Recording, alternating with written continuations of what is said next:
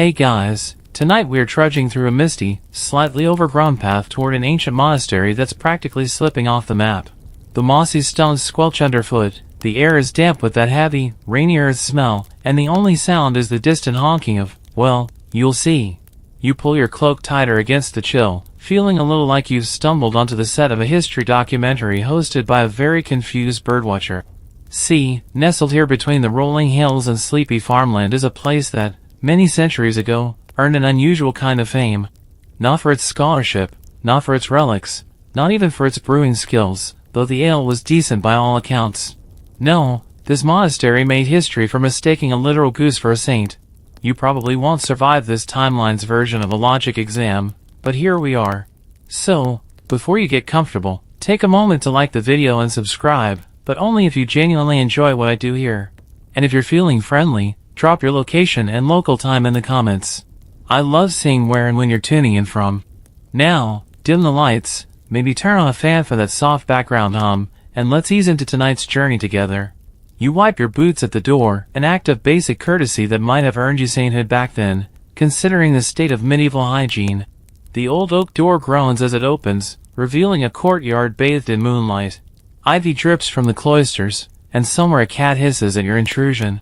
It's quiet, almost reverent, and you can practically hear the centuries settling around you like dust. The monastery wasn't famous in its early years. Tucked away in a forgotten valley, it served as a quiet refuge for monks who weren't exactly racing towards sainthood themselves. Think of it as the spiritual equivalent of the JV team, earnest, well-meaning, but not really winning any championships. The monks here lived simple lives, praying, copying manuscripts, tending goats. And by goats, I mean a lot of goats. The monastery's reputation for theological excellence was shaky, but if you needed cheese, they had you covered. Some historians argue that many rural monasteries in medieval Europe balanced spiritual pursuits with being, essentially, giant farms with really ambitious Sunday services. And this one? Let's just say it leaned heavily toward the livestock end of the spectrum. You shuffle into the refectory, its wooden beams sagging like tired shoulders. The scent of old straw and damp stone clings to everything. On a long table, scratched and worn smooth by countless elbows, lies a single, cracked ledger. The monastery's chronicle, such as it is. You flip through it carefully, the pages fragile as autumn leaves. Names you don't recognize parade past: Brother Edwin, Brother Oswald, Brother Egwine? Historians still argue whether that was a typo or someone's actual given name. Tough times. The entries are mostly mundane, accounts of rain, lost sheep, someone dropping the communion wine and blaming the cat. Nothing, absolutely nothing to suggest the explosion of pious fervor that would soon turn this sleepy hollow into a bizarre pilgrimage site. Until, of course, the goose. You step back into the courtyard, drawn by an odd, rhythmic honking. And there it is. Strutting with the kind of dignity that would shame a bishop, a goose, bright white against the soot-dark stones, waddles confidently toward the center fountain. It dips its beak once, twice, in the scummy water, then looks around like it owns the place. Which, depending on how you measure spiritual influence, it soon would. In medieval Europe, saints were often identified by their miracles, curing the sick, surviving impossible dangers, occasionally just being supernaturally good at fasting. But these monks, living in isolation and maybe a little too attached to their goats, weren't exactly trained in rigorous sainthood identification. They were, however, deeply devout and desperately eager for a sign, any sign, that their humble little monastery mattered. When the goose arrived, they didn't just see a bird. They saw an omen. White as the clouds, fearless in its bearing, seemingly appearing from nowhere, what else could it be but a messenger from the divine? And let's be honest, in an age where relic fraud was practically an industry, a living, breathing goose had a refreshing kind of authenticity. The first monk to suggest it aloud, Brother Alfric, if the ledger is to be trusted, was laughed at. Briefly. But when the goose strutted into the chapel the next morning, honked exactly 3 times, a holy number, obviously, and then sat placidly at the altar as if awaiting a sermon, the laughter stopped. You find yourself smiling as you imagine the scene, a bunch of bearded men in robes, staring slack-jawed as a goose appoints itself head of the congregation. It would almost be funny if it didn't spiral so gloriously out of control. And thus, with the arrival of one slightly irritable waterfowl, the monastery's fate, and a very peculiar chapter in history, was sealed. You shuffle past the cracked threshold into a courtyard that seems more alive with weeds than with worship.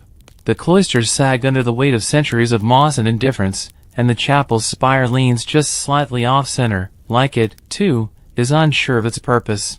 This isn't the grand, marble-lined sanctum you might picture when you think of a medieval monastery. No gold chalices, no jeweled altars.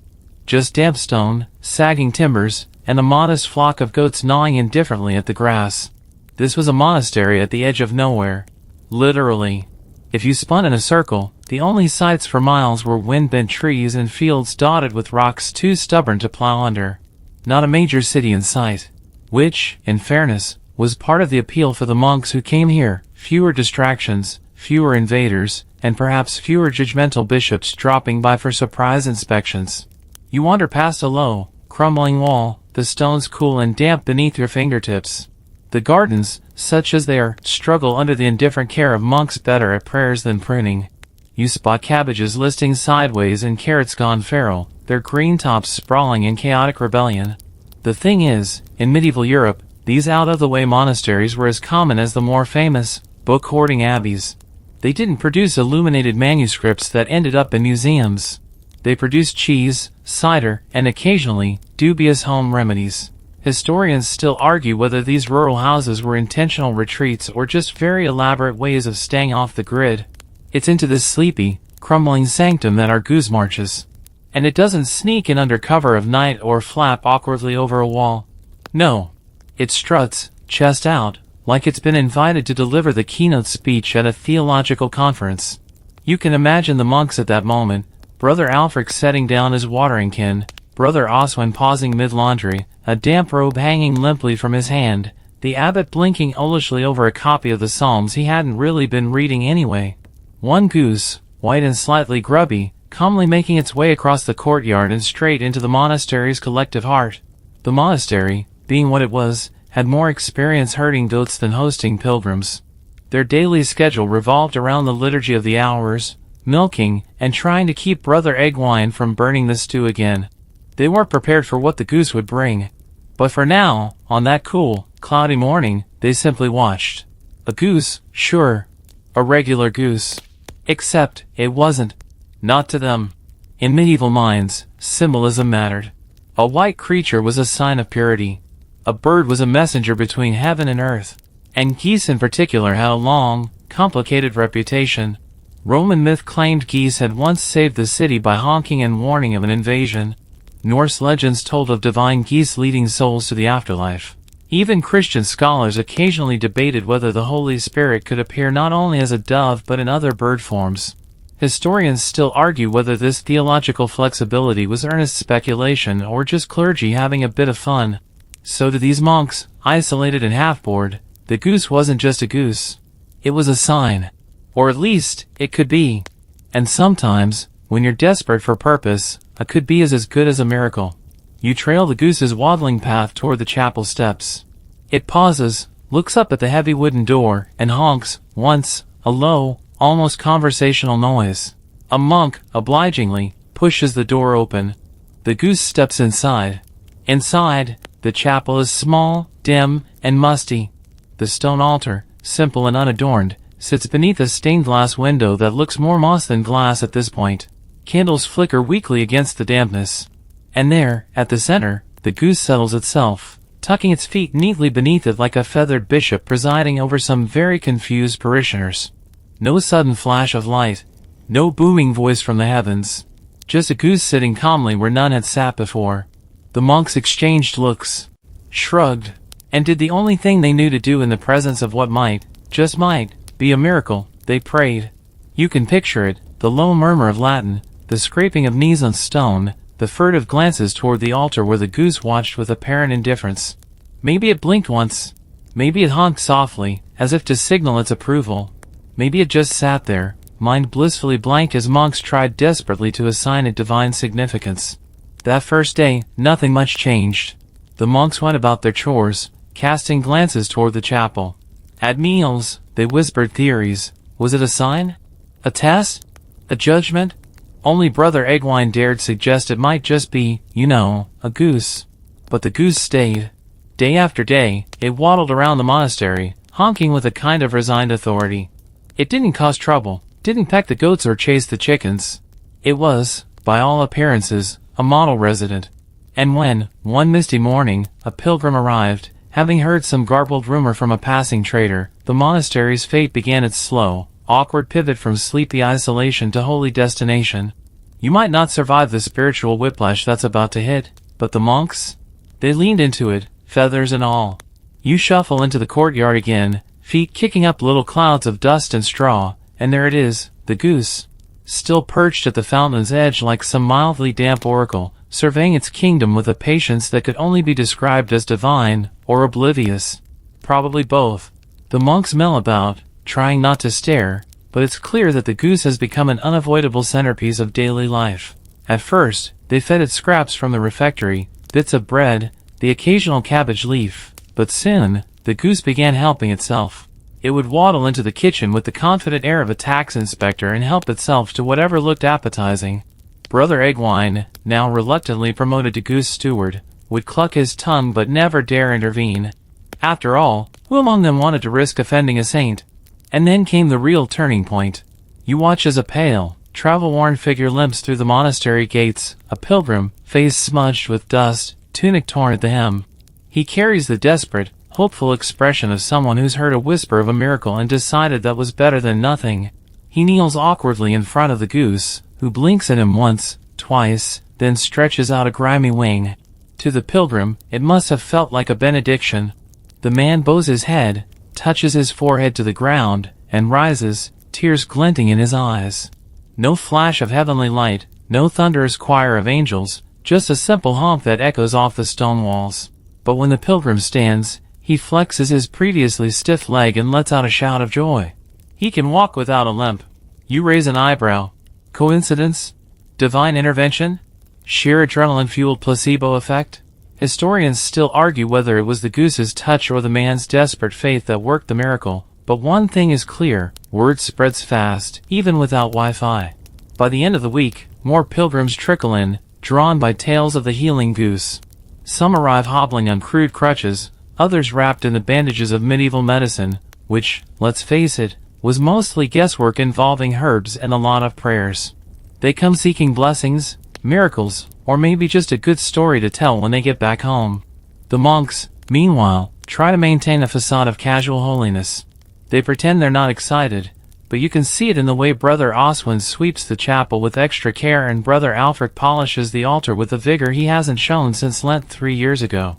Even Brother Eggwine, once the monastery's culinary disaster, now bustles with purpose, ensuring the goose's favored scraps are always ready. You trail behind a group of pilgrims making cautious approaches to the goose. Some kneel and pray. Others toss breadcrumbs in supplication. A few weep openly when the goose waddles close and honks, interpreted, naturally, as a sign of favor. Of course, not every interaction is a resounding success. One overzealous pilgrim attempts to pick up the goose and receives a swift peck on the nose. The monks discreetly interpret this as a lesson in humility. Historians still argue whether the monks actually believed their own explanations or if they were simply excellent at improvising theology. The situation grows curiouser when a local merchant arrives, offering the monks a generous donation in exchange for a feather from the goose. Brother Alfric, eyebrows knitting concern, consults the abbot. They debate, softly, seriously, the ethics of plucking a potential saint. Eventually, they decide that if the feather is naturally shed, well, that's providence, isn't it? Soon, a feather, curled, slightly grimy, is presented in a small reliquary, and the merchant departs, clutching it like the most precious relic in Christendom. You linger by the fountain as dusk settles in, painting the stones in long, golden shadows. The goose preens itself contentedly, oblivious to the growing legends swirling around its plump form. Pilgrims light candles along the cloisters, their flickering flames casting dancing reflections in the fountain water. There's something deeply absurd yet oddly moving about it all. Humans, desperate for signs and meaning, finding hope in a waddling, honking creature that doesn't even know it's holy. And you, standing there with a stray feather clinging to your cloak, can't help but think, maybe miracles really are just a matter of perspective. You tiptoe across the uneven courtyard stones the next morning, careful not to startle the goose, who is now lounging atop a low wall like it's posing for a portrait. The monks are already bustling about, and not just in their usual sluggish, sleepy way. There's an undeniable pep in their sandals. Pilgrims line up in quiet, shuffling rows, clutching votive offerings, a patchwork of rough-spun cloths, pewter trinkets, even a garland of wilted flowers that one optimistic visitor has tried to crown the goose with. It was immediately honked off. You slip into the scriptorium, or what passes for it here, a dim room with sagging shelves stacked with more dust than books. The monastery's records lie in a battered chest, unlocked and utterly disorganized. Parchments curl at the edges like drying leaves, the ink faded to a sullen brown. You pick one up carefully, squinting at the scrawl. Brother Oswin's penmanship could best be described as aspirational. Some letters are elegantly looped, others resemble squashed bugs. It's clear that record-keeping was not a skill highly prized around here. Historians still argue whether rural monasteries deliberately kept such sloppy records to discourage nosy bishops, or if they were just universally bad at paperwork. The monastery had been dedicated to a minor, mostly forgotten local saint, Saint Mildred, or possibly Mildred. The spellings changed depending on the weather and the writer's mood. The original relics of Saint Mildred, probably a splinter of bone or a fragment of cloth, had long since been misplaced, possibly eaten by mice or mistaken for kindling. There were rumors that Brother Egwine, in an ambitious fit of spring cleaning, once accidentally burned a sacred relic, thinking it was scrap. And so, when the goose arrived, the monastery had no concrete relics, no firm saintly lineage to protect. The goose, as preposterous as it was, filled a very real void. You flip through the worn chronicles, finding entries that shift from mundane to mystic almost overnight. One day, Brother Edwin's goat delivered twins. The next, a white messenger of heaven graces us. Then, pilgrim healed of foot blisters. Small miracles still count. Soon, the monks began adding elaborations. The goose had appeared on the feast day of Saint Mildred, if you squinted at the calendar and ignored some math. The 3 honks upon arrival were now sacred symbols of the Holy Trinity. Even the goose's penchant for biting was reframed, tests of faith, they insisted. If the goose bit you, it was merely identifying your sins. If it didn't, well, congratulations on your presumed sainthood. You smiled to yourself, imagining future historians scratching their heads at these entries. Medieval monasteries, after all, weren't above embellishment. A goose as a saint? Well, it wasn't even the strangest claim on record. Remember, this is a world where cathedrals claim to have feathers from the Archangel Gabriel's wings and where a popular pilgrimage site revolved around the holy foreskin. Yes, really. Brother Alfric seemed to take on the role of the goose's biographer, dutifully noting its daily wanderings and moods. Today, the holy bird graced the cloister walk and displayed patience most profound. You wonder what future scholars will make of these accounts, or if they'll just dismiss the whole monastery as a very elaborate joke. You set down the parchment and step outside again. Pilgrims are leaving offerings at the goose's favorite sunning spot, bits of cloth, carved wooden spoons, even a small tapestry laboriously stitched with the image of a very lumpy goose in a very squashed-looking halo. You don't have the heart to critique the embroidery. It's the thought that counts. Even the local villagers, skeptical at first, have started to come around. They show up with baskets of eggs and wheels of cheese, hoping to earn the goose's blessing for good harvests or healthy children. Some even claim dreams of the goose visiting them at night, honking words of wisdom. Historians still argue whether this was divine vision or simply indigestion. You watch as Brother Egwine solemnly collects the offerings, depositing them in a growing pile that's starting to rival the monastery's actual pantry. The monks, still trying to maintain some veneer of humility, officially claim they do not profit from the pilgrimages. Unofficially, the influx of goods means no one has to eat stale goat cheese for dinner anymore. The goose, for its part, remains blissfully unaware of the chaos it has wrought. It preens its feathers, takes short naps in sunbeams, and occasionally honks at passing chickens with an air of mild disapproval. As you stand there, the bells toll for vespers, and the monks file into the chapel. And yes, the goose waddles after them, taking its now customary spot at the altar, facing the congregation like the world's fluffiest priest. You follow suit, slipping onto a cold stone bench at the back. The monks chant, the candles flicker, and the goose watches, serene and inscrutable. Miracle or mistake, hoax or holy sign, one thing is certain: this monastery, forgotten and half ruined, has found new life. and it waddles on webbed feet. You trudge back out into the courtyard the next morning, greeted by a now familiar sight, the Goose holding court. But today, something's different. There's a murmur among the monks, a subtle tension that makes even the goats seem unusually alert. Brother Oswin, clutching a broom like it's a battle standard, gestures dramatically toward the chapel door, recounting an event that sounds suspiciously like a miracle. You edge closer, eavesdropping shamelessly. Apparently, in the early dawn, the Goose vanished. One moment it was there, nestled contentedly on its usual spot by the altar. The next, gone. No flutter of wings, no squawk of protest, not even a fading honk in the distance. Just an empty space and a few stray feathers. You might expect panic, but no. These monks, seasoned in both patience and creative explanation, interpret the disappearance as the Goose ascending. A bodily assumption into heaven, much like the Virgin Mary, if she had webbed feet and a penchant for bread crusts. Historians still argue whether this was a genuine disappearance or a rather convenient loss at the hands of a monk who'd finally had enough of Goose droppings in the nave. No one admits to anything, naturally. Word of the ascension spreads faster than a sneeze in a medieval market. By midday, pilgrims are arriving in greater numbers, desperate to see the spot where the sainted Goose once perched. They kneel, pray, and leave offerings of small carved geese and hastily, for everything from healing to better harvests to finding lost socks. Yes, medieval people also lost socks. Some things never change. You watch as Brother Oswin solemnly collects a particularly large, slightly grimy feather, places it in a wooden reliquary, and sets it atop the altar. Instant relic. The monks, hardly scholars in the best of times, begin hurriedly writing hagiographies. You find one scrap of parchment bearing the title Vita Sancti Anceris, the life of St. Goose. It's equal parts earnest devotion and creative fiction. The Goose's arrival is described in lavish, near-biblical prose. Its honks are recorded as divine utterances. Its ascension is likened to a fiery chariot, though no one saw any actual fire. Details. You shake your head in amused disbelief. Medieval record-keeping at its finest, equal parts hope, embellishment, and a healthy dose of let's not ask too many questions. The monastery, once an isolated backwater, is now firmly on the pilgrimage map. Traders arrive with carts full of candles, icons, and blessed Goose figurines carved from wood, bone, and occasionally, for the big spenders, ivory. Of course, medieval pilgrimages weren't just about spiritual enrichment. They were also big business.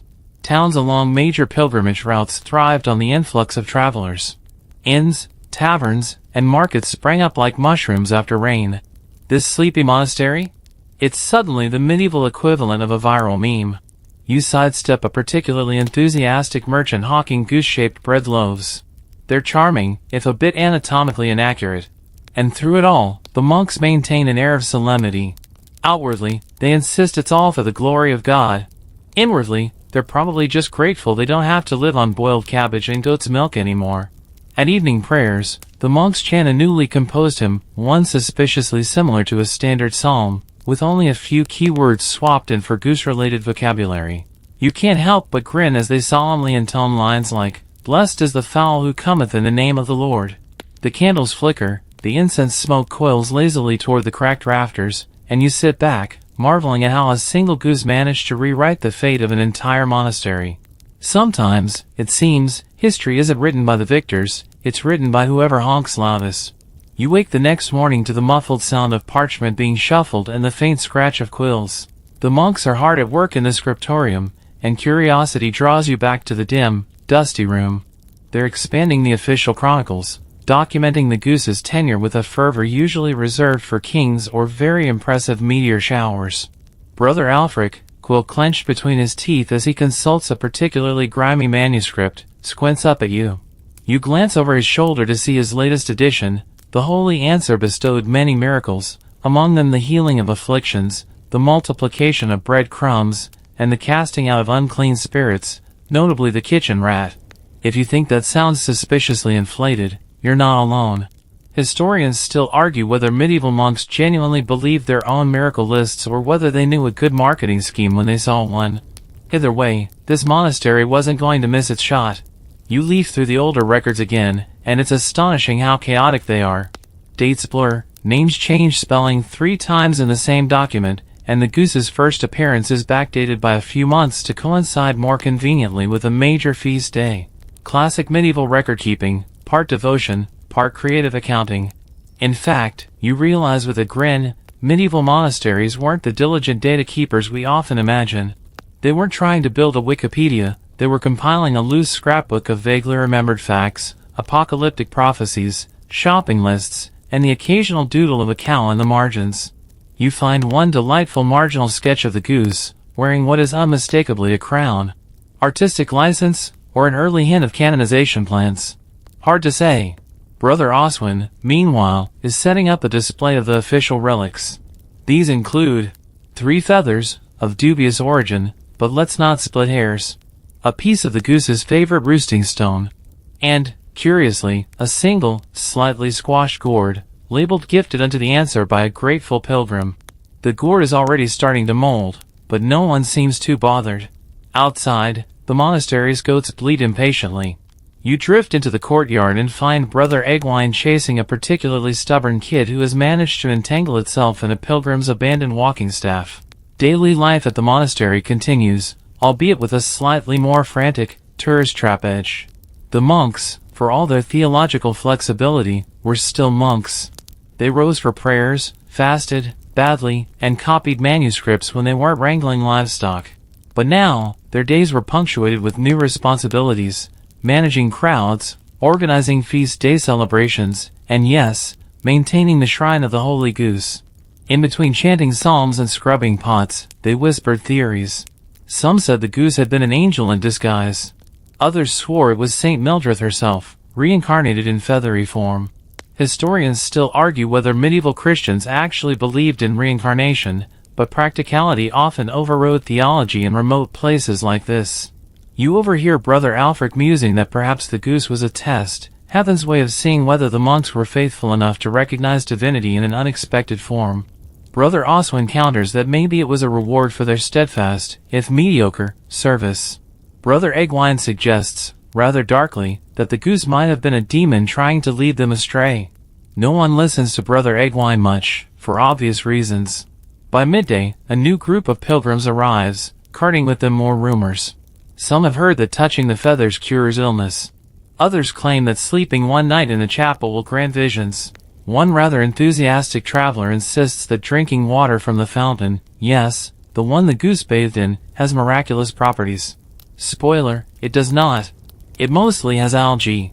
As you sit by the fountain, watching the pilgrims dunk their hands and, in one unfortunate case, an entire head into the water, you wonder how many of these miracles are real and how many are just hope. Hope, after all, is a powerful thing. In a world of plagues, famines, and endless wars, even the faintest glimmer of something good, a healing, a vision, a simple story of a goose-turned saint, could be enough to keep people going. The monks might not have been great historians, or theologians, or even very good farmers. But they understood people. They understood that sometimes, a story, however improbable, could save you. And so the legend of the Holy Goose grew, fed not just by quills and parchment, but by whispered prayers, clumsy pilgrimages, and a deep, unshakable need for miracles. You lean back against the cool stone of the well, the air thick with incense and the distant hum of chanting, and you realize, in this monastery at the edge of nowhere, a goose has become immortal. You squint into the dusty courtyard, shading your eyes against the noon glare as a new, shuffling crowd of pilgrims ambles in. They carry bundles of offerings wrapped in linen, honeycombs, sprigs of rosemary, carved wooden geese, and murmur among themselves in a dozen different dialects. Word of the Goose has spread farther and faster than anyone at the monastery could have dreamed, or controlled. Brother Alfric stands awkwardly at the center of the crowd, delivering what sounds suspiciously like an impromptu sermon. He gestures vaguely toward the chapel, speaking of divine mysteries and the humble vessels through which heaven sometimes speaks. His voice trembles a bit when he uses the word miracle, but the pilgrims don't seem to notice. They nod, cross themselves, and shuffle toward the shrine with all plastered across their sunburnt faces. You can't help but marvel. What started as a single, bedraggled goose waddling through a courtyard has turned into a full-fledged religious movement, complete with a semi-official liturgy, relics, and now, pilgrims. Inside the chapel, the situation borders on chaotic. Brother Oswin has cordoned off the altar with a loop of rope, but it does little to deter the most fervent visitors. One woman weeps openly, clutching the rope like it's a lifeline.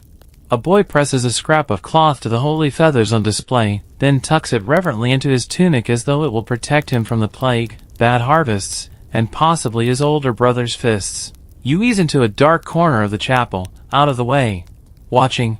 This wasn't the kind of attention the monks were trained for. Monastic life was supposed to be about withdrawal, prayer, and occasionally brewing decent beer. Managing a religious attraction? Not in the handbook. The abbot, an elderly man with a perpetually worried expression, paces near the back, wringing his hands. You hear snippets of his whispered prayers, pleas for guidance, forgiveness, and, if you're not mistaken, a small request for fewer people sneezing on the altar. It's all spiraling faster than they can manage. The monastery's larder is overrun with donated food, the cloisters littered with discarded sandals, and the small, struggling garden is trampled into a muddy mess. Someone tried to carve a likeness of the goose into the chapel's stone wall yesterday. The likeness resembled a potato with wings, but the intent was clear. You wander out again, only to spot a new addition to the courtyard chaos, a small, makeshift market. Enterprising locals, sensing an opportunity, have set up stalls selling everything from holy goose figurines carved from applewood to what they dub miracle feathers, collected from random barnyard geese, if you had to guess. A wiry man with missing teeth tries to sell you a scrap of cloth he claims the goose sneezed on. You pass, politely but firmly. Historians still argue whether such spontaneous pilgrim markets were blessings or disasters for holy sites. On the one hand, they drew even more visitors. On the other, they tended to bring pickpockets, overpriced pies, and the occasional disgruntled bishop. Because yes, the bishop has gotten wind of this. You hear the news as Brother Eggwine, red-faced and breathless, barrels through the courtyard. Between gasps, he blurts out that the bishop's envoy is en route. And he's not coming for blessings. He's coming for an inspection. The monks scatter like startled chickens. Brother Alfred mutters about needing more incense. Brother Oswin starts stuffing the less convincing relics under a bench. The abbot stands frozen, visibly calculating whether he can claim senility and abdicate before the envoy arrives. And you? You simply settle back against the wall, arms crossed, ready to watch the spectacle unfold.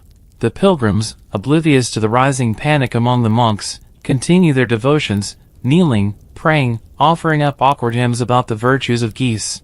You catch snatches of a new song, something about feathers pure and white, guiding us to light. It's not exactly Grammy material, but it's heartfelt. As the sun dips lower, casting long shadows across the courtyard, you can almost sense the tension thickening. The monks glance anxiously toward the dusty road that leads to the monastery, dreading the inevitable arrival of the bishop's envoy. It's only a matter of time before the whole operation is put to the test. Because while pilgrims might be willing to believe in the miracle of a goose saint, bishops tend to be a tougher audience. You don't have to wait long.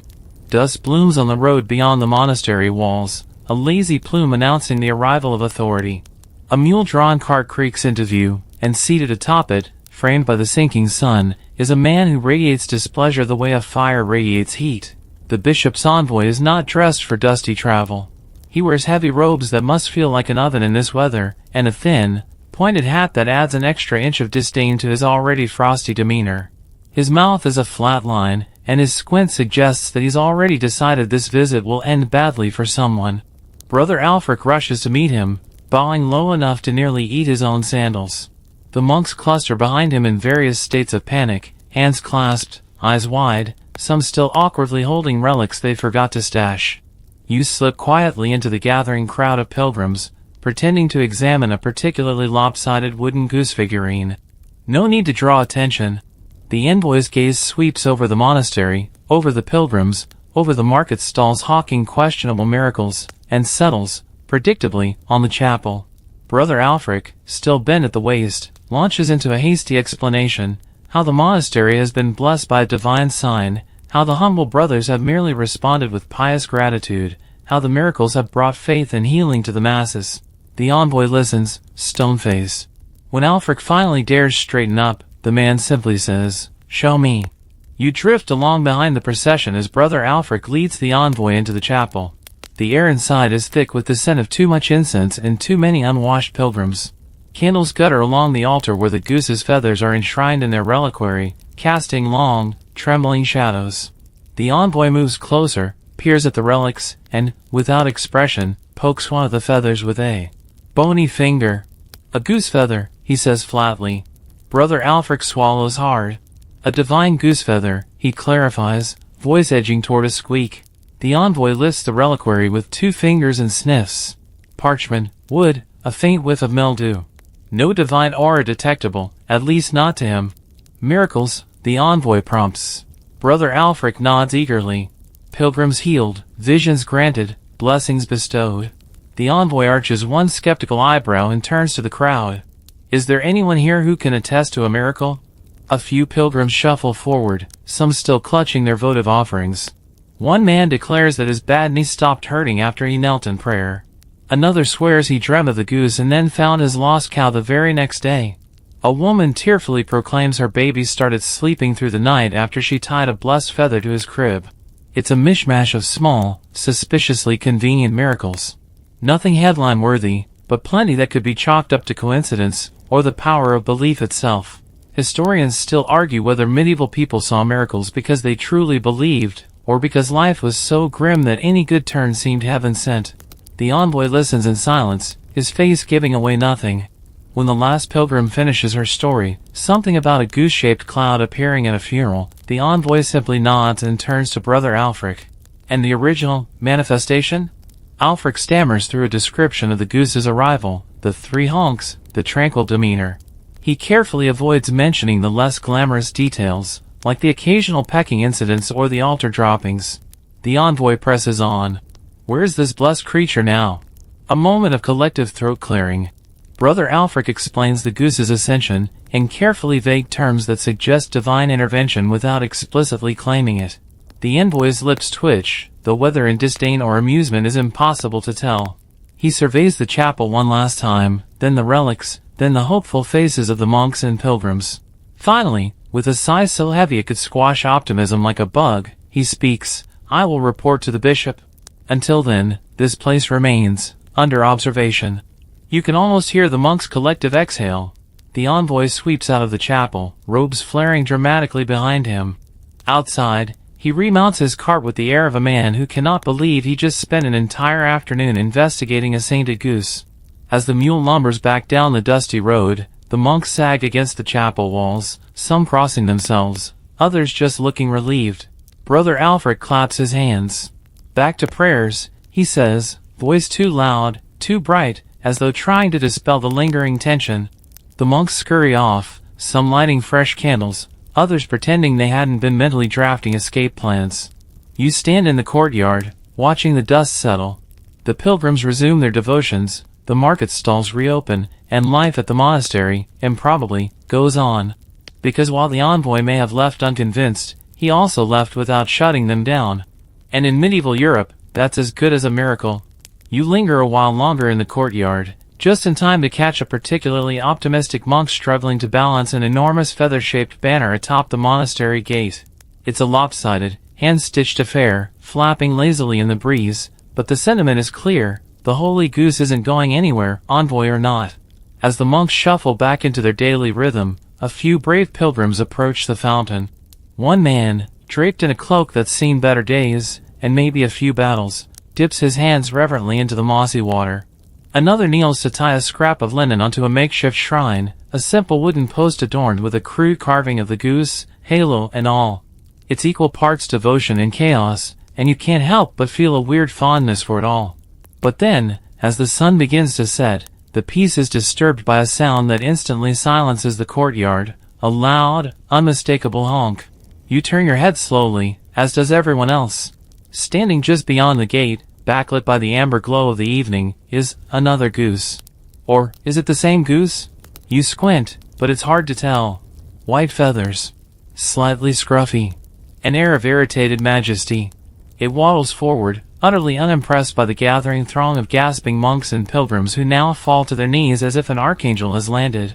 Brother Alfric clutches at his chest, momentarily speechless.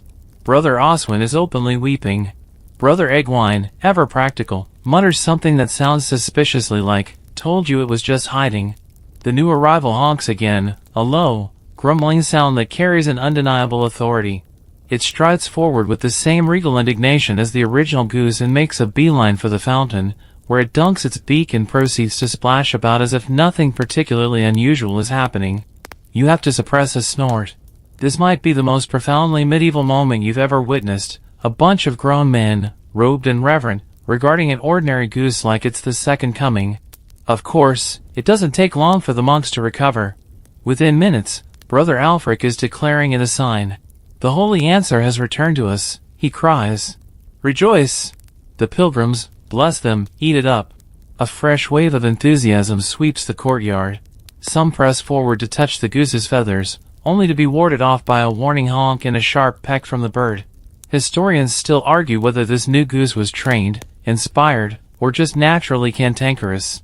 Meanwhile, Brother Eggwine, who has seen too much to be impressed by any of this, eyes the goose with open suspicion. It's fatter than before, he mutters. And it's wearing bells.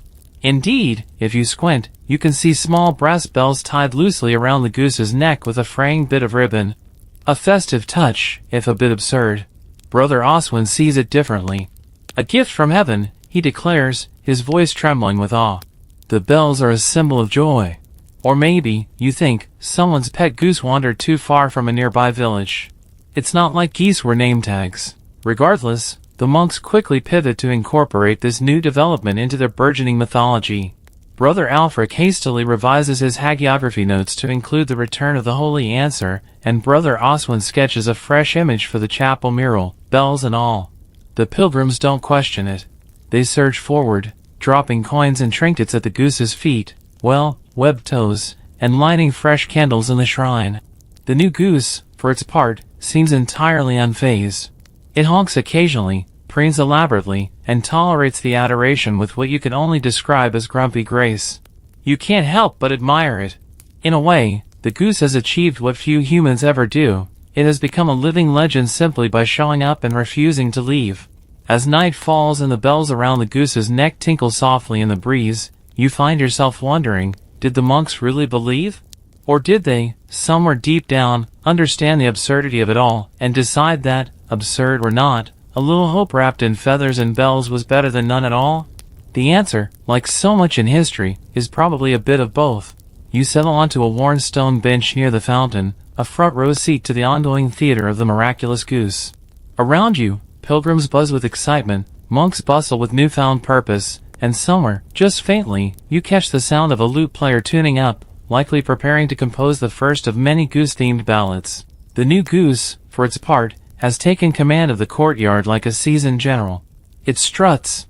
It honks. It bathes luxuriously in the fountain as if staging a holy baptism for itself. Every move it makes is interpreted with earnest reverence. It flaps its wings, a sign of divine blessing. It nibbles at a monk's robe, a test of humility. It pecks aggressively at a pilgrim's shoe, proof of the need for repentance, obviously. Historians still argue over the goose's origins. Some claim it was a deliberate replacement, procured by desperate monks unwilling to let the miracle end. Others suggest it was pure coincidence, an ordinary farm goose wandering in at just the right time. A few fringe theories even propose celestial explanations, reincarnation, divine reincarnations of local saints, or heaven simply having a peculiar sense of humor. You shift on the bench, watching as Brother Oswin attempts, without much success, to weave a garland of daisies for the goose. The bird tolerates the first daisy, plucks the second off, and makes a half-hearted attempt to eat the third. Brother Oswin, undeterred, beams like he's just been personally blessed. At the shrine, a fresh wave of pilgrims presses forward. They whisper prayers in a dozen tongues, leaving offerings ranging from coins to hand-carved goose effigies to, bizarrely, a small wheel of hard cheese. Someone even leaves a pair of homemade sandals, tied neatly with hemp string. Practicality meets piety. You wander closer to the shrine and notice a new addition, a single feather, delicately placed on a small velvet cushion. A sign reads the feather of return, in bold, slightly uneven lettering. It's unclear if the feather was plucked from the new goose or found on the ground, but no one's asking too many questions. The monks are working overtime to keep up with demand. Brother Alfric has started giving short homilies on the virtues of humility and resilience, using the goose's patient waddling as a metaphor. Brother Eggwine, less thrilled with the new workload, mutters under his breath about how this feather business won't pluck itself, as he carefully wraps feathers in scraps of linen for the most generous donors. And yes, there's a donation box now, carved from oak, featuring a hastily chiseled image of a goose with outstretched wings. Brother Oswin beams with pride as he points it out to passing pilgrims. The marketplace outside the monastery walls has exploded in size. Stalls hawk all manner of goose-related memorabilia, blessed candles, embroidered tunics, tiny pewter goose charms. A group of enterprising local youths sells goose-shaped pastries, though they look more like badly deformed pears. Still, the pilgrims buy them up, eager for souvenirs. You drift past one vendor hawking small bottles of holy goose fountain water. A sniff tells you it's mostly pond scum and hope, but the seller assures wide-eyed pilgrims that it cures everything from gout to heartbreak. Inside the monastery, the monks are busily updating their official chronicle. The margins are now cluttered with increasingly elaborate sketches: the goose with a halo, the goose standing on a cloud, the goose honking at what appears to be the devil, who is depicted as a very startled goat. Brother Alfric reads aloud as he writes, voice quivering with earnestness, and on the eve of St. Mildred's feast, the answer most holy returned, adorned with bells and bearing tidings of hope. Hope, and, let's be honest, a fair bit of chaos. The chapel bell tolls for evening prayers, and the monks file in, their chants weaving through the crisp night air. The new goose, ever the dignified guest of honor, waddles slowly after them, its bells chiming softly with each step. Pilgrims watch in awed silence. You follow at a distance, slipping into a rear pew as the monks gather around the altar. Brother Alfric leads the prayer, his voice steady and strong. He speaks of signs and wonders, of faith in unexpected forms. He speaks of humility and patience, of finding grace in even the smallest of creatures. The goose settles at the foot of the altar, preening once, then tucking its head beneath its wing. A perfect, living symbol of peace. The candles flicker, the chant rises, and in the hush that follows, you can't help but marvel. A monastery that once teetered on the edge of obscurity has found its salvation in the most unlikely of saints. And as you sit there, the scent of old incense in your nose and the soft glow of candlelight painting the stone walls gold, you wonder if maybe, just maybe, the monks had it right. Sometimes the miracles we need come in feathers and honks instead of thunder and fire.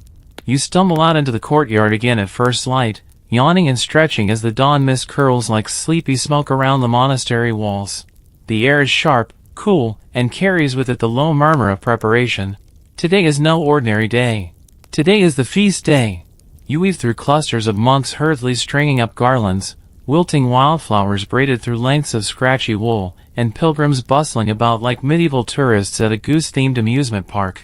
Over the night, more had arrived, some with bundles on their backs, others dragging squeaky carts full of wares, and one enterprising fellow leading a goat wearing a crude wooden goose mask. The monastery's original dedication to St. Mildred, remember her, has been quietly elbowed aside in favor of the holy goose. And now, the feast day is set to celebrate its most honored, if slightly bewildered, resident. You find Brother Oswin wrestling with an enormous, slightly off-kilter banner depicting the goose with an enormous golden halo that looks suspiciously like a repurposed wagon wheel.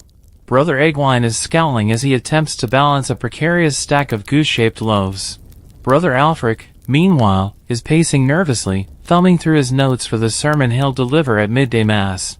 In the center of it all, on a hastily built platform decorated with flowers, feathers, and more than a few garish ribbons, stands the goose. Or rather, it lounges regally, completely unmoved by the chaos around it. Its bells jingle softly every time it shifts weight. It preens once or twice, indifferent to the human circus. Pilgrims are lining up now, some clutching handmade goose figurines, others waving embroidered banners. One particularly enthusiastic group is singing a hymn dedicated to the feathered guide, their voices warbling and out of tune but deeply earnest. You can't help but notice that the festivities are edging toward the ridiculous. Children run past waving goose feather fans. Merchants hawk blessed goose oil, definitely just olive oil with dubious credentials. There's even a contest underway where participants try to honk in the most divine-sounding tone. And yet, there's something endearing about it all. Earnest. Human. You squeeze into the crowd as the ceremony begins. Brother Alfred climbs onto a rickety wooden pulpit and clears his throat. The crowd falls into a reverent hush, broken only by the occasional honk from the goose itself, perfectly timed, as if providing commentary. Alfred launches into his sermon, voice steady and sonorous. He speaks of humility, of finding grace in the unexpected, of recognizing the divine even in the lowliest of creatures. He skillfully weaves in references to Scripture, to St. Mildred, lest the diocese accuse them of complete abandonment, and, of course, to the holy answer. As the Lord once spoke through the mouth of a donkey, so too does he speak through the honk of the humble goose. The crowd murmurs in agreement. Some cross themselves. Others wipe away tears. You spot Brother Egwine rolling his eyes and muttering under his breath, but even he doesn't outright object. The climax of the ceremony is a blessing. Brother Alfred raises his arms and chants a Latin prayer, the monks responding in practiced, if slightly off-key, harmony. At the final Amen, the goose honks loudly, 1, 2, 3 times. The crowd erupts in applause, gasps, and cries of joy. Brother Alfred beams. Brother Oswin looks ready to faint from excitement. Brother Egwine shakes his head but smiles, just a little. The pilgrims surge forward, eager to touch the altar, the feathers, the platform itself. The monks do their best to maintain order, guiding people gently but firmly. They've learned from past chaos, rope barriers, a donation box prominently placed, and a stern-looking Brother Edwin stationed at the entrance to discourage would-be relic thieves.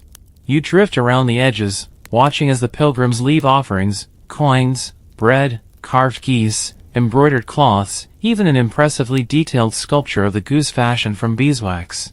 One woman kneels for a long time, clutching a wooden charm in her hands and whispering a prayer so soft you can't catch the words. And then, because this is medieval Europe and no religious festival would be complete without a feast, the tables are rolled out. Wooden planks set atop barrels groan under the weight of bread, cheese, apples, dried fish, and, somewhat awkwardly, a large pot of goose stew. The monks had debated this at length. Was it sacrilegious to serve goose on the feast day of the Holy Goose? After much theological wrangling, and, perhaps, some private grumbling about practicalities, they decided the stew was in honor of the creature's earthly kin, not the holy bird itself. Pilgrims tuck in happily, tearing bread, sipping weak ale, and swapping stories about the miracles they've seen, or hope to see. The goose, meanwhile, continues its leisurely reign, napping through most of the festivities, occasionally rousing itself to honk or flap its wings dramatically, much to the delight of onlookers. You lean back against a low wall, nibbling on a hunk of cheese, and survey the scene, pilgrims laughing and singing, monks bustling and blessing, the goose preening in the golden afternoon light. It's messy, chaotic, and more than a little absurd. But it's also kind of beautiful. You stretch and yawn, full of bread, cheese, and a bit of second-hand piety as the feast winds down into that drowsy, satisfied lull. The courtyard glows under the late afternoon sun, and the goose, ever the unbothered monarch of this ramshackle kingdom, snoozes in a patch of shade, its bells jingling faintly with every slow, contented breath. You're just about to wander off in search of more entertainment, perhaps the latest goose-shaped trinket from the market stalls, when a ripple of commotion near the gate catches your eye. A new figure has arrived. Not a humble pilgrim this time, nor a wandering merchant, but a man dressed in the rich, dark robes of the papal court. His cloak is stitched with gold thread, his shoes polished to a mirror sheen despite the dust of the road, and his hat sits at a severe angle of authority. A handful of attendants trail behind him, carrying satchels and scrolls. The monks, mid-feast, freeze like startled deer. Brother Alfred nearly drops his goblet. Brother Oswin mutters a prayer under his breath. Brother Egwine audibly groans, earning himself a sharp elbow from Brother Edwin. The papal envoy, for there's no mistaking his identity, strides into the courtyard like a man used to owning every room he enters. His gaze sweeps the assembled monks, pilgrims, and half-eaten goose-shaped pastries with a look of thinly veiled disdain. You edge closer, curiosity piqued. This promises to be even better than the goose honking contest. The envoy clears his throat. The monks scramble to form a loose, quivering line before him, Brother Alfred at the fore, his hands wringing his robes so tightly you fear for the fabric's integrity.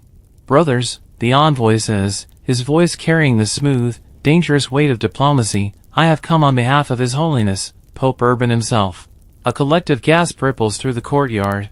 Brother Oswin looks ready to faint. Even the goose, sensing some shift in the atmosphere, lifts its head and blinks sleepily. The envoy continues, producing a scroll with a flourish. There have been troubling reports of idolatry, of misplaced veneration, of, shall we say, creative theology. You can feel the tension ratchet up several notches. A few pilgrims back away nervously, clutching their wooden goose effigies as if expecting them to spontaneously combust. Brother Alfred clears his throat. We venerate only as the Spirit moves us, in humility and sincerity. The envoy cuts him off with a raised hand. You venerate a goose. Silence. Except for the soft, defiant honk from the goose itself. The envoy raises an eyebrow, unimpressed. I am here to determine whether this, he gestures broadly, taking in the goose, the feathers, the shrine, the banner flapping limply in the breeze, is a matter of heresy, or simply a misunderstanding. You admire the deftness of that phrasing. The church is many things, but above all it is pragmatic. No one wants to excommunicate a monastery unless absolutely necessary. Paperwork, you suspect. Brother Alfred nods fervently, seizing on the lifeline. Of course, a misunderstanding. We are but simple men, humbled by signs we do not fully understand. The envoy's mouth twitches, perhaps a suppressed smirk. Indeed. Therefore, I shall conduct an inquiry. And just like that, the feast day mood evaporates, replaced by an undercurrent of fear. The monks shuffle the pilgrims back toward the market stalls. The goose, unfazed, flaps its wings once and resumes its nap. The envoy's attendants set up a small table under the shade of an olive tree, unfurling parchments and inkpots with the grim efficiency of seasoned bureaucrats. You watch as Brother Alfred is summoned first. He perches on a creaky stool, sweating through his robe as the envoy questions him. Where did the goose come from? What miracles have been observed? Who sanctioned this veneration? His answers are meek, careful, as if walking a tightrope over a pit full of inquisitors. Next is Brother Oswin, who waxes poetic about the goose's serenity and divine comportment. Then Brother Egwine, who, bless him, shrugs and mutters something about how goose droppings are no worse than goat droppings, earning himself a sharp look. Pilgrims are questioned too. One woman clutches a baby and tearfully describes how the child's fever broke after she prayed at the shrine. A farmer insists his cow gave birth to healthy twins after he left a carved goose at the altar. Another claims his dreams have been more pleasant since his visit. Historians still argue whether pleasant dreams counted as official miracles, but in a century not known for good sleep, they might as well have. You sit under the olive tree shade, arms crossed, and listen. The inquiry drags on as the sun arcs high and then begins to sink, painting the sky in bruised purples and golds. The monks' faces sag with fatigue. The pilgrims grow restless. Finally, the envoy rises, smoothing his robes with deliberate slowness. He surveys the tired, anxious faces before him. I shall make my report to the Holy Father, he says. In the meantime, this monastery is to cease all public veneration of the goose. No pilgrimages. No relics. No banners. No feast days. A collective groan rises, quickly stifled. However, he adds, and you can almost hear the courtyard holding its breath, you may continue your prayers, privately, and care for the creature as befits God's stewards over his creation. Translation: no more goose-based tourism, but if the monks want to keep pretending their feathered friend is a divine messenger behind closed doors, well, who's to say what grace looks like? Brother Alfred bows low, relief etched across his face. Brother Oswin beams. Brother Egwine just looks like he needs a strong drink and a long nap. The envoy packs up his scrolls, his attendants hustle after him, and the cart rattles away down the dusty road, leaving behind a monastery stripped of its official miracle, but not, perhaps, its soul. You glance at the goose, who yawns, as much as a goose can, and settles back down with a soft thump, utterly unimpressed by papal decrees. And you think, sometimes even miracles have to go underground. You settle onto the low wall again, watching the monks sweep away the last of the feast's detritus with tired sighs and stiffer backs. The joyous chaos of the morning has dwindled into a sullen, subdued evening. The pilgrims have mostly drifted away, muttering about the sudden change of tone, and the marketplace is folding on itself. Goose-shaped trinkets hastily packed into carts, stallholders grumbling about lost profits. But inside the monastery, something else stirs. It starts innocently enough. Brother Oswin gathers a few of the remaining monks near the fountain, their voices pitched low, glancing around as if the olive trees might grow ears. You drift closer, pretending to inspect a patch of overgrown rosemary. Brother Alfred leans in. It cannot end like this, he mutters. The signs, the miracles, they were real, envoy or no envoy. Brother Eggwine snorts softly. Real or not, we're under orders. Do you want another envoy? One with less patience and more firewood? Alfred shakes his head but presses on. What if we were to continue? Quietly, discreetly. For those who truly believe. Brother Oswin's eyes sparkle with the fervor of a man who has tasted the sweet fruit of adoration and isn't ready to return to the dry bread of obscurity. A secret society, he whispers. For the Goose. The others exchange glances, and you can practically hear the wheels turning in their weary heads.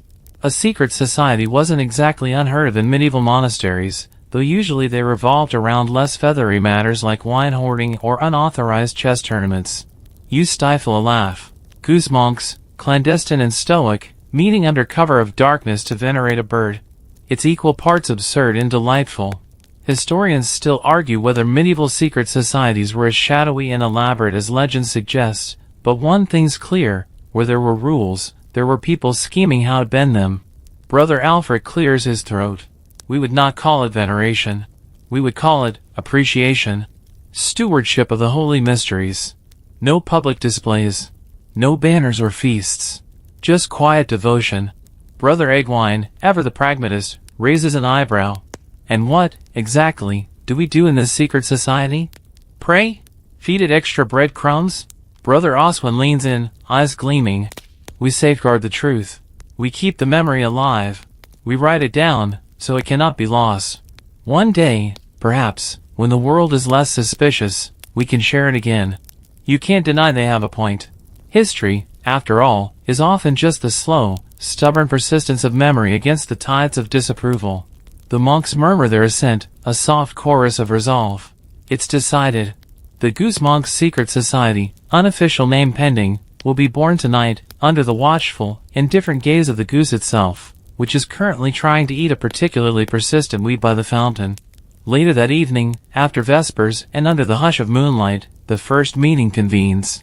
They gather in the old scriptorium, candles flickering, shadows crowding the crumbling walls. Brother Alfred produces a fresh sheet of vellum. Brother Oswin brings a quill. Brother Eggwine contributes a small, slightly wrinkled feather, one they all agree was a gift from the holy bird itself. You lean against the doorway, just outside the circle of light, as Brother Alfred solemnly titles the document Liber Sancti Anceris, the Book of the Holy Goose. The first entry is simple, almost reverent. In the year of our Lord, under watchful stars and silent cloisters, we, humble brothers of this house, do hereby vow to remember and honor the signs given unto us through the blessed answer, not in pomp or pride, but in humility and secrecy, as the times demand. The quill scratches on. They document the goose's first appearance, the miracles, the days of joy, and the envoy's decree. They write not for the bishop, not even for themselves, but for some imagined future when perhaps, the world will be ready to believe again. They finish with a simple pledge. May we walk in humility as our blessed goose waddled among us. The candles gutter low. The monks exchange solemn nods, then carefully roll the vellum, tucking it into a clay jar usually reserved for wine. It's hidden behind a loose stone in the wall, an unimpressive hiding spot, but sufficient for monks who trust that no one ever looks too closely at a monastery's less than sacred storerooms. You step back into the cool night air, smiling. The stars will slowly above, and somewhere in the shadows, the goose honks softly, once, twice, 3 times. You shuffle into the cloistered hallway the next morning, bleary-eyed but curious, because today promises a new form of spectacle, one the monks could never have anticipated, and frankly, neither could you. Word has gotten up beyond the monastery walls. Not about the secret society, of course, they've been careful about that. No, it's something far stranger and, in its way, even more medieval, a trial. Yes, a trial. For the goose. You lean against a cold pillar as Brother Eggwine mutters darkly under his breath. Knew it had come to this. First the feast day, now this. He scowls at the courtyard where a makeshift dais has been erected. A simple wooden platform, but with the solemnity of an actual courtroom. See, in medieval Europe, animals could, and very often did, stand trial. Pigs, goats, even insects were occasionally dragged before judges to answer for their misdeeds. Historians still argue whether these trials were earnest attempts at justice or elaborate public theater to reinforce the moral order. Either way, the records don't lie: snails excommunicated, rats sued, and pigs hanged. Naturally, a goose wouldn't escape similar treatment. And so, by the decree of a particularly humorless local magistrate, the goose must be tried to determine whether its veneration constitutes heresy, or worse, witchcraft. You watch as a motley crowd gathers, buzzing with anticipation. Some are locals, some pilgrims lingering to see how this all shakes out, and a few are opportunistic merchants already hawking eyewitness the goose trial broadsheets. The monks are appalled, of course. Brother Alfric wrings his hands. Brother Oswin paces, muttering prayers. Brother Egwine, ever the realist, is trying to figure out if goose trials usually end with goose stew. The magistrate arrives, a stout man with a bulbous nose and a permanent frown. He wears a robe that's more dust than cloth and carries a gavel that looks suspiciously like a repurposed table leg. He climbs onto the dais with an air of reluctant duty, sighs, and announces in a booming voice, "Let the trial commence." You suppress a grin. Only in medieval Europe would a goose be formally charged with heresy. The goose itself waddles forward, encouraged by Brother Oswin's gentle coaxing and the promise of breadcrumbs. It flaps once, honks indignantly, and settles onto the dais, bells jingling softly. The magistrate squints at it. The accused stands charged with attracting unlawful veneration, undermining the authority of the Holy Church, and he pauses, as if pained by his own words, sorcery by feathered deception. There's a beat of silence. The goose scratches its side with its beak. The magistrate gestures to the appointed prosecutor, a thin, nervous-looking friar who stumbles through the formalities. He lists the miracles, the pilgrimages, the unauthorized feast day. He waves a carved wooden goose in the air like damning evidence. The monks listen with grim expressions, while the crowd leans in, hungry for drama. The defense? Well, naturally, Brother Alfric has taken it upon himself to argue for the goose's innocence. He stands tall, or at least as tall as a man of his hunched posture can, and declares, "This creature has performed no sorcery. It has simply been a vessel for divine wonder, sent to remind us of humility, patience, and simple faith." The goose honks, as if on cue, and the crowd titters nervously. Brother Alfric continues, invoking the precedent of Balaam's donkey, an animal through whom God once spoke, according to Scripture. He speaks passionately about how signs and wonders often come in unexpected forms, and how to dismiss this goose would be to dismiss the possibility of grace itself. It's a rousing speech. The goose dozes through most of it. The magistrate sighs heavily again, as though questioning all his life choices. He gestures to the friar for a rebuttal, but the man simply shrugs, defeated by theological gymnastics and a very calm goose.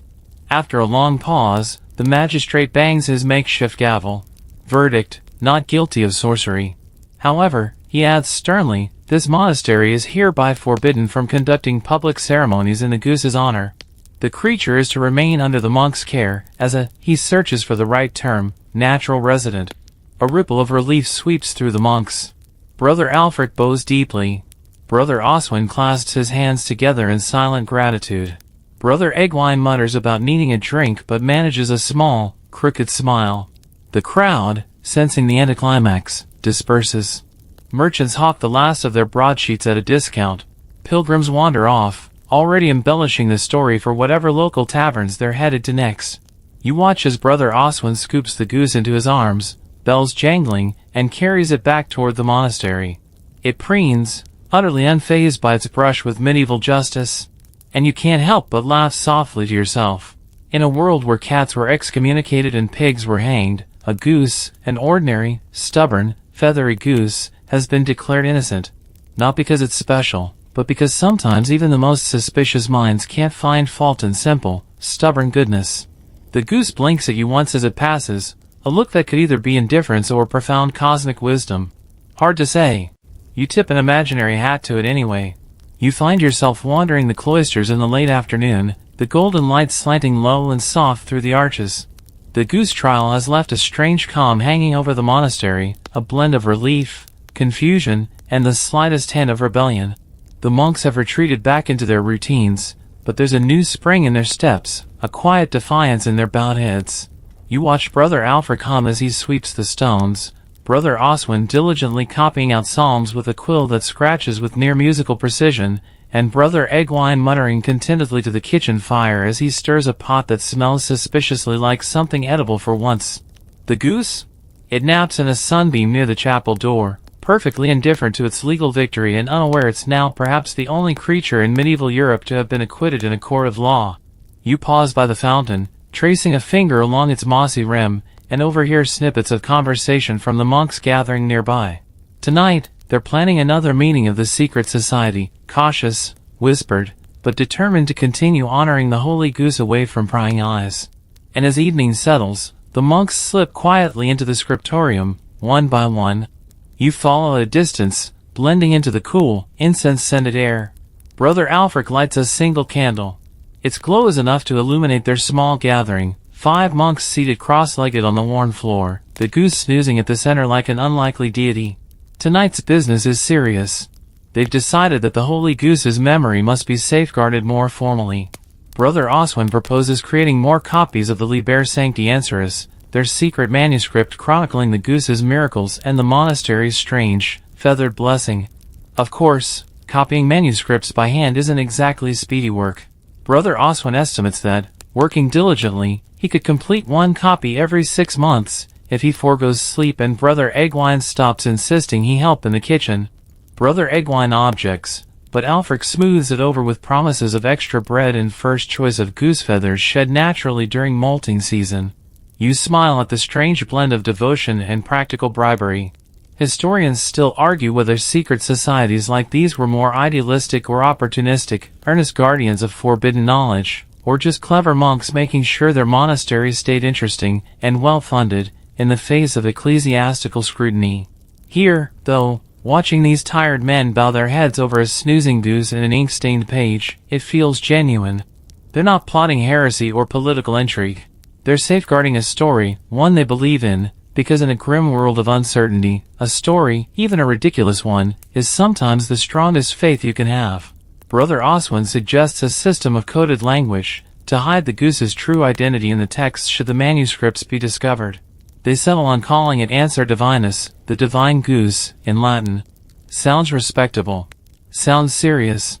You listen as they discuss where the copies should be hidden, one buried beneath the chapel stones, another concealed in the walls of the scriptorium, a third perhaps entrusted to a trusted abbey elsewhere. Redundancy is key. History has a nasty habit of losing things. Brother Alfred drafts a preface for the Liber that reads like a prayer and a plea. To those who come after, know that grace may take many forms, and that the humble may carry the greatest science. May your hearts be as open as your minds are cautious. The candle guttering low signals the end of the meeting. They rise slowly, joints creaking, and murmur quiet prayers before slipping out into the darkness. Brother Oswin gathers up the parchment, tucks it under his robe, and carefully scoops the goose into his arms, cradling it as one might an infant. Outside, the monastery sleeps. You trail behind as the monks disperse, each returning to his cell, silent as shadows. The goose is deposited back at its favorite fountain perch, where it promptly resumes its important work of napping. You tilt your head to the stars as you walk. The night is clear, the sky peppered with constellations familiar even now, Orion, the Great Bear, the Pleiades. You wonder if the monks ever imagined new constellations, perhaps a goose ascendant, wings spread wide, gliding forever across the heavens. Probably not, but you like the thought. Before you retreat for the night, you pause one last time by the fountain. The goose stirs, blinks at you, and lets out a soft, almost sleepy honk, a benediction for those willing to listen closely enough. You grin and bow, just slightly, to the monastery's most improbable saint. You wake to the scent of wet earth and wood smoke curling into the cool morning air. The monastery is slowly stirring, monks shuffling through their morning prayers, the clatter of pewter bowls signaling breakfast preparations. But outside, beyond the cloister walls, change is brewing. You cross the courtyard, boots crunching on the gravel, and see them, pilgrims. Not the starry-eyed faithful of before, but a leaner, hungrier crowd. Traders, relic hunters, the kind of opportunists who sniff out profit where others see devotion. It seems that even though the papal envoy ordered the end of public veneration, word of the goose has only spread faster, fueled by whispers and half-truths. If anything, the forbidden nature of it all has made it even more enticing. You duck behind a crumbling pillar and watch as a group of men, dusty, hard-eyed, huddle around a cart laden with crude souvenirs, goose feathers, goose statues, even bottled air from the monastery, which you strongly suspect is just an empty jar. The monks notice too, of course. Brother Alfric, face tight with worry, stands at the chapel steps, arms folded. Brother Oswin tries to look stern but mostly looks worried. Brother Egwine, who has given up on worrying, just shakes his head and mutters, "Knew the riffraff would come." The abbot calls a quick meeting. The monks gather in a huddle near the fountain. Yes, the goose is present too, preening with regal indifference, and debate what to do. They're desecrating the memory of the holy answer, Brother Oswin says, voice trembling with outrage. Selling lies to the gullible. Brother Egwine snorts. Who isn't? Brother Alfric runs a hand down his face. We can't stop them. We have no authority beyond these walls. He's right, of course. Outside the monastery, it's a free-for-all. Pilgrimage routes attract all kinds, the devout, the curious, and the mercenary. Historians still argue whether medieval religious sites fueled genuine faith or just boosted the local economy, but standing here, you see it's always been a bit of both. In the end, the monks decide there's nothing they can do except focus on their own duties. Keep the monastery clean, keep the prayers sincere, and quietly, carefully, continue their secret guardianship of the Holy Goose's memory. But even within the walls, the changes are impossible to ignore. More pilgrims arrive each day, some disguised as humble worshippers, others openly peddling trinkets and tales. They sneak into the courtyard at odd hours, looking for relics, real or faked. They pluck feathers from the ground, chip bits off the chapel walls, and one enterprising man even attempts to coax the goose away with a handful of oats. He receives a well-placed peck for his trouble. Brother Alfric institutes new rules. No unattended pilgrims inside the cloister, no relic sales on monastery grounds, and under no circumstances is anyone allowed to touch the goose. Brother Oswin hand-paints signs in Latin and the local dialects, though you suspect most visitors are ignoring them on purpose. You watch it unfold with a mixture of amusement and dismay. The monastery, once a quiet refuge, has become a battleground between sacred devotion and shameless commerce. And the goose? It remains the eye of the storm, serene, oblivious, occasionally honking in mild irritation. One afternoon, you find Brother Egwine sitting by the fountain, watching a pair of pilgrims argue over the price of a goose feather. Ridiculous, he mutters. They're not even real feathers. Probably chicken. You sit beside him, silent for a moment. People need something to believe in, you finally say. Egwine grunts. They believe in profit. You both watch as the argument escalates until one man throws up his hands, shouts something you're fairly certain is not in the Bible, and stomps off. Still, Egwine adds after a moment, better a feather than a sword, these days. It's true. In a world where war, famine, and plague are everyday threats, a ridiculous, half-forgotten monastery and its half-holy goose offer something simpler. Something comforting. You leave Egwine to his brooding and wander back toward the chapel. Brother Oswin is there, carefully polishing the small wooden reliquary where a single goose feather rests on velvet. It's not on public display anymore, technically forbidden by the church, but the monks still tend it with the same quiet reverence as before. You linger near the fountain, watching as the goose waddles toward you, gives a dismissive honk, and settles down at your feet. Pilgrims come and go. Relic sellers shout themselves hoarse. Monks mutter prayers and sweep straw. The goose naps. Through it all, the monastery holds steady. Quietly, stubbornly, it endures. Because sometimes faith isn't about grand miracles or roaring signs from the heavens. Sometimes, it's about small, ridiculous things, feathers, honks, a creature too stubborn to care what the world thinks. And maybe, just maybe, that's enough. You find a quiet spot by the chapel wall, a nook shadowed by the twisted arms of an old olive tree, and settle in. From here, you can watch the slow, steady churn of monastery life without being pulled into it, pilgrims kneeling, merchants haggling, monks shuffling along in their faded robes. The goose, true to form, remains utterly aloof, perched in its favorite patch of sunlight as though the chaos buzzing around it has nothing to do with it at all. Every so often it shifts, flaps its wings lazily, or honks, sharp and sudden, slicing through the low murmur of voices like a reminder of who, exactly, is in charge here. But even in this strange peace, the debates rage beyond the monastery walls. In distant towns and candlelit halls, scholars and clerics squabble over the reports trickling in from travelers. Was it a true miracle? A divine sign? Or the latest in a long line of peasant superstitions? Historians still argue whether the goose's fame was propelled by genuine belief or simply the irresistible human love of a good, odd story. Pamphlets are penned, some praising the humble bird as an emblem of divine mystery, others deriding the monks as fools peddling poultry worship. Satirical songs circulate in taverns, ballads of the blessed goose who healed the sick and led the faithful in solemn honks. The church, always wary of unsanctioned miracles, dispatches letters warning against idolatry.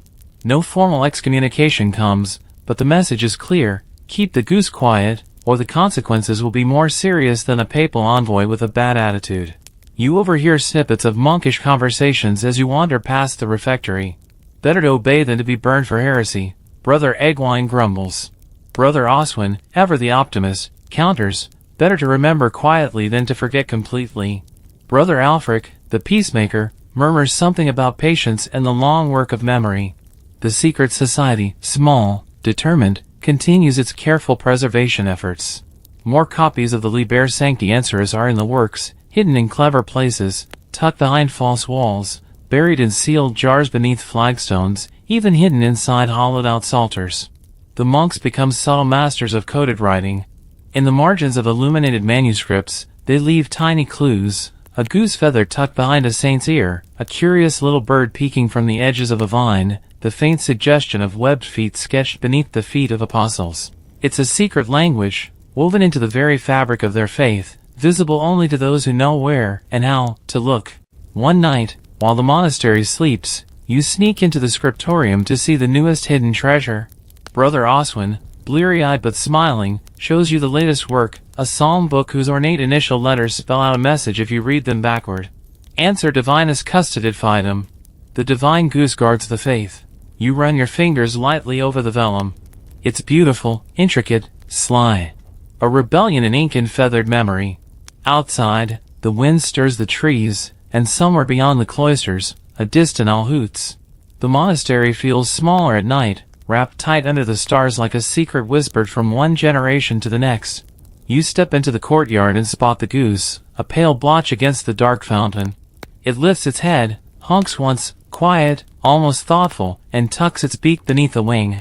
You sit beside it, the stones cool beneath you, and wonder, how long can they keep the memory alive? How many generations will whisper of the holy goose before the story fades into myth, then into nothing? Maybe that's not the point. Maybe the point is that they're trying it all. Because stories, like hope, like faith, have a stubbornness to them. They slip through cracks, survive bonfires and decrees, ride the breath of old songs and marginal scribbles. They endure, feathered and ridiculous, precisely because they are beloved. And so, here you sit, on ancient stones under an older sky, keeping company with a goose and 1,000 whispered hopes, and you realize that history isn't always written by the victors.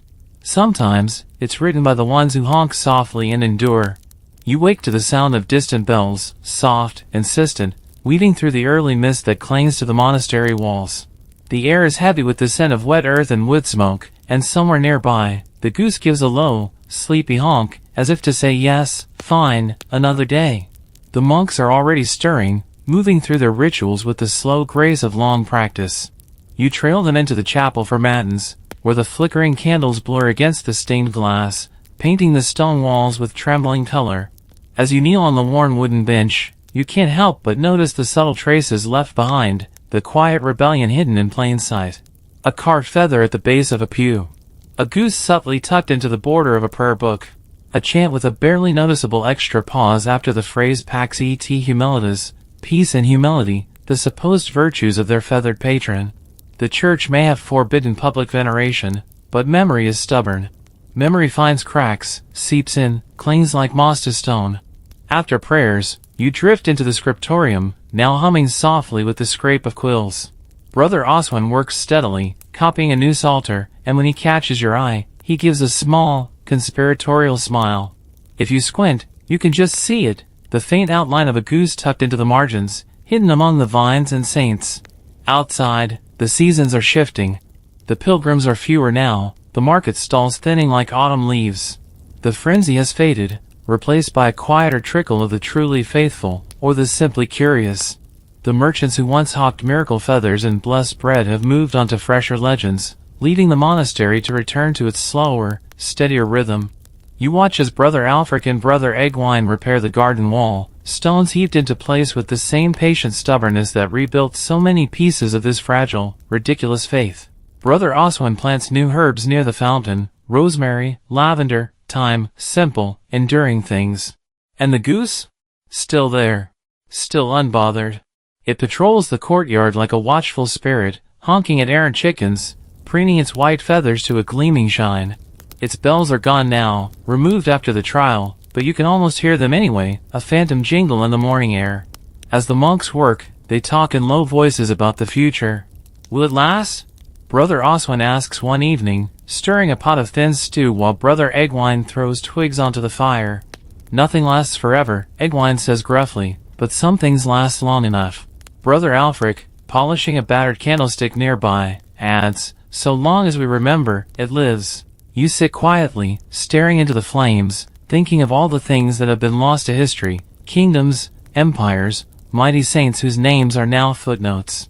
And yet here, in this crumbling monastery at the edge of nowhere, a goose, an ordinary, stubborn goose, has found a strange kind of immortality.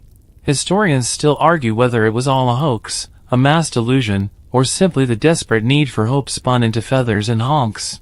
But as you sit there, listening to the monks' quiet laughter and the crackle of the fire, you realize that truth and memory aren't always the same thing, and maybe that's all right. Maybe the world needs stories that are a little bit absurd. Maybe it needs miracles that don't come with trumpets and thunder, but with webbed feet and an indifferent stare. Later that night, under a velvet sky dusted with stars, you wander back to the fountain. The goose is there, sleeping soundly, its beak tucked under its wing, its body rising and falling with slow, even breaths. You sit beside it, the stones cool against your palms, and listen to the silence, the deep, ringing kind of silence that feels sacred. Above you, constellations will slowly, ageless and indifferent. The monks say their prayers. The walls sag and lean. The vines creep higher. And in the center of it all, the goose sleeps on, stubborn and serene, a miracle no decree can erase. You awaken to a gentle drizzle, the kind that drapes itself over the landscape without much ambition, neither storm nor mist, just a steady gray dampness. The stones of the monastery courtyard glisten wetly, and puddles reflect the sagging cloisters and the scraggly trees bending under the weight of water. The goose, of course, seems delighted. It honks softly to itself, waddling through the puddles with a kind of proprietary pride, as if it alone ordered the rain for its own pleasure. You pull your cloak tighter and make your rounds, watching as the monks go about their day. Brother Alfric and Brother Oswin have disappeared into the scriptorium, no doubt adding another secret chapter to the Liber Sancti Answerus. Brother Eggwine, ever the pragmatist, tends the kitchen fire, grumbling that the rain is leaking through the roof again. The pilgrimage has dwindled to a trickle. Only the most determined still make the journey out here, trudging through muddy roads to seek whatever strange comfort the Holy Goose still offers. No banners greet them, no feast day festivities, just the quiet hum of daily prayers and the soft patter of rain on stone. Yet they come. A bent old woman arrives at the gate, her cloak soaked through, carrying a small bundle wrapped in waxed cloth. Brother Edwin lets her in without ceremony. You watch as she shuffles to the fountain, kneels with effort, and unwraps her bundle, a simple wooden carving of a goose, rough but earnest, placed carefully by the water's edge. She kneels there for a long time, murmuring words too soft to hear. The monks leave her be. When she finally rises, she does so with the slow dignity of someone who has received whatever it was she came for, whether it was comfort, hope, or just the act of having been seen. You realize then that despite the bans and decrees, despite the mockery and the dwindling crowds, the monastery has become something rare. Not a miracle factory. Not a tourist trap. Something humbler, quieter. A refuge. Historians still argue whether sites like these mattered in the grand scheme of things. They debate the authenticity of the miracles, the sincerity of the monks, the gullibility of the pilgrims. But standing here, watching the old woman disappear into the misty distance, you think they missed the point. Faith, real faith, isn't loud. It's not about banners or feast days or relic sales. It's about quiet persistence. About showing up, even when the road is muddy and the journey hard. About carving a goose from wood with your aching hands and carrying it miles just to place it by a cracked old fountain. As the rain slackens to a fine mist, the monks gather for vespers. You slip into the back of the chapel, watching as they chant their familiar, steady prayers. The candles gutter, the air thick with the scent of damp wool and beeswax. The goose settles near the altar, blinking slowly as if half listening. The monk's Latin rises and falls, a tide of worn voices and whispered faith. Brother Alfred closes the prayers with a passage about humility and grace, and though he does not say it aloud, you can hear the echo of the goose in his words, a faith that does not demand grandeur, but simply is. As the monks file out, Brother Oswin lingers near the altar, eyes on the goose. He kneels, not in the grand genuflection of official veneration, but in a simple, tired posture of gratitude. You wait until the chapel is empty again, then step closer. The goose, sleepy and dry despite the damp air, tucks its head under its wing. You kneel too, not to pray, not to seek miracles, but simply to bear witness. Because sometimes, that's enough. You sit quietly on the worn stones outside the chapel as twilight deepens into night, the sky a deep indigo sprinkled with cold stars. The monastery hums softly with the whispers of night prayers, the rustle of cloaks, the flicker of candlelight through narrow windows. The world beyond the walls feels distant, like a half-remembered dream. The goose, your improbable companion through this strange journey, sits perched near the fountain, its feathers faintly shimmering under the moonlight. It lifts its head briefly, letting out a soft, solitary honk that carries through the silent courtyard, a signal, a benediction, a reminder. You reflect on the winding path that led here, from confusion and disbelief to veneration and trial, from public spectacle to secret devotion. The monks, flawed and earnest, had woven a story of hope out of feathers and faith, crafting a legacy that would linger long after their prayers had faded. Historians still debate the meaning of it all. Was it a folly born of desperation? A genuine miracle? Or simply a story, beautifully told, that reminded people of the power of belief in the face of uncertainty? Perhaps it was all of these things. As the night deepens, you feel the weight of centuries pressing gently down, the monastery and its holy goose suspended in time. The stones remember. The air carries echoes. The story endures. You close your eyes, breathing in the cool night air, the soft sounds of distant bells, the faint rustle of feathers. The goose settles down, its breath slow and steady. And you feel the quiet pulse of something enduring, faith, memory, hope, woven through the darkness like a gentle thread. It's enough. Now, as the world around you slips quietly into rest, let yourself soften into the calm of this moment. The stones beneath you are cool but steady, carrying the weight of stories told and retold, of lives lived and remembered in whispers. The goose, your steadfast companion, sleeps peacefully beside the fountain, its breath rising and falling with a gentle rhythm, a quiet heartbeat in the stillness. Imagine the soft flutter of feathers, the distant murmur of monks' prayers, the faint scent of incense mingling with the crisp night air. In this place, time seems to fold gently upon itself, and the past becomes a comforting presence rather than a distant shadow. Remember that faith is often found not in grand gestures, but in the small, persistent things, the stories we tell, the memories we keep alive, the quiet moments of belief when no one is watching. Like the goose, humble and unassuming, miracles can arrive softly, unexpected and unheralded. So breathe deeply, let the night wrap around you like a gentle cloak, and rest in the knowledge that even the most improbable stories can carry profound meaning. May your dreams be filled with peace and wonder, and may you carry the gentle reminder of the holy goose with you, always ready to honk softly when you need it most. Sweet dreams!